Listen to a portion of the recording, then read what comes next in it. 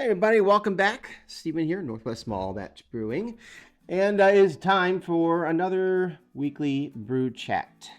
So today is kind of a simple one. It's going to be a short video. I want to talk about getting back to the basics, keeping things simple, right? This kind of comes up, with not to get political, but with the tariffs and whatnot, prices have gone up on a lot of home brewing equipment. And we were just talking the other night about how, brewing might already look, not very accessible if you see somebody brewing on a really fancy, expensive system.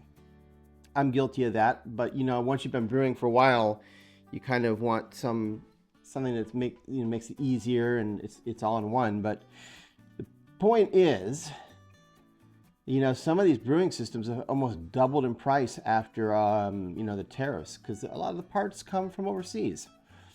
And so you almost want to get back to basics, where you're not using very expensive equipment. We want to make sure people who haven't started brewing that might be interested know that you don't necessarily need a lot of high-end expensive equipment to make good beer. It's not the equipment that makes the beer. It's the process and the person that makes the beer. I've seen really good quality beer made in, Home Depot buckets. So it can be done. So let's go through my top 5 list. This is not all encompassing of how to keep your brewing simple. First thing, brew 5 gallons or less. I've seen a lot of people lately brewing, like 10-gallon, 20-gallon amounts of beer. Now, to be fair, some of them are splitting that into, smaller batches and making, multiple sort of types of beer with, say, different yeast or whatever. But that's a lot of beer to make all at once. And it takes a lot of time. It takes a lot more space. The equipment takes a lot more space.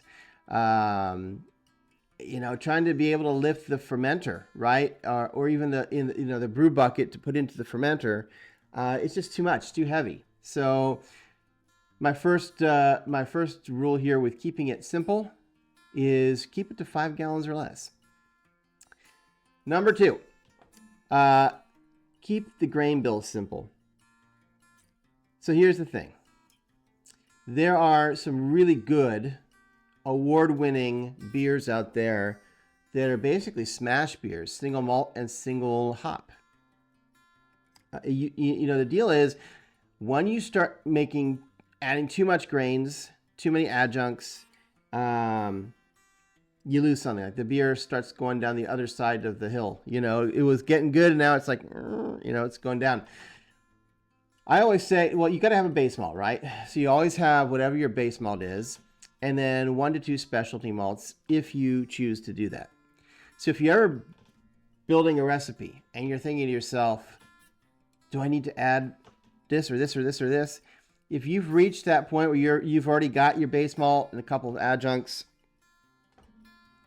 keep it simple. Just try to remove some of those options, because it just won't help the beer. Some of the best beer that you can make is made with a pretty simple grain bill. All right, number 3, single infusion. So what does that mean? That means that you skip skip decoction mashes. They're not really needed anymore. And also the multi-stage infusion, it's not needed anymore. You don't need to do protein rests. You don't need to do all this other stuff.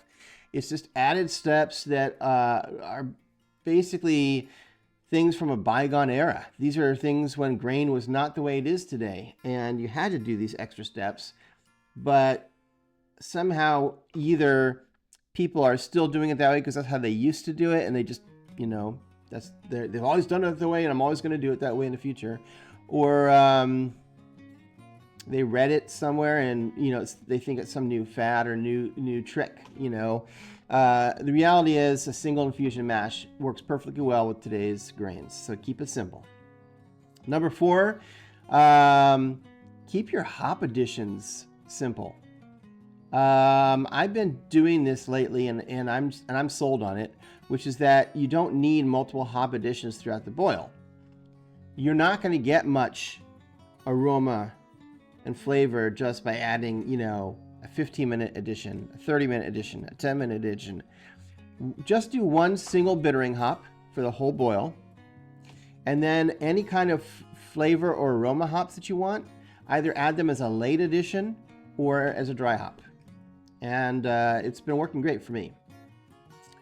And the last thing here was kind of like the first thing I was starting the video with, which is number 5, skip the fancy equipment. Especially these days, as I was saying, you know, with prices almost doubling, skip the fancy equipment. If you're just getting into brewing, get back to basics. You can make your own fermenter. You don't have to, but you can get one of those food grade buckets, you know, from like the hardware store. Drill a hole in the bottom if you want a spigot and put a spigot on it, and get a lid for it. Drill a hole in the lid, and you've got a spot for a, you know, a bung and an airlock. You really do need some kind of temperature control. I'm not going to go into that in this video, but while it's fermenting, you need a way to control the temperature of the fermentation. And that may just be as simple as putting it in your basement, if your basement's kept pretty cool. You can't do a lot of lagers that way, but, you know, that's all right. Keep it simple. Don't go crazy with buying stuff. You can buy a pot that you put on the stove or use a propane burner out back and skip all the super fancy expensive equipment until the prices come back down at least. Anyway, that's my video for today. Keep it simple. I think some of the best beers are made that way. I'll be back in another week with another video. So I appreciate you stopping by, and I'll see you then. Cheers.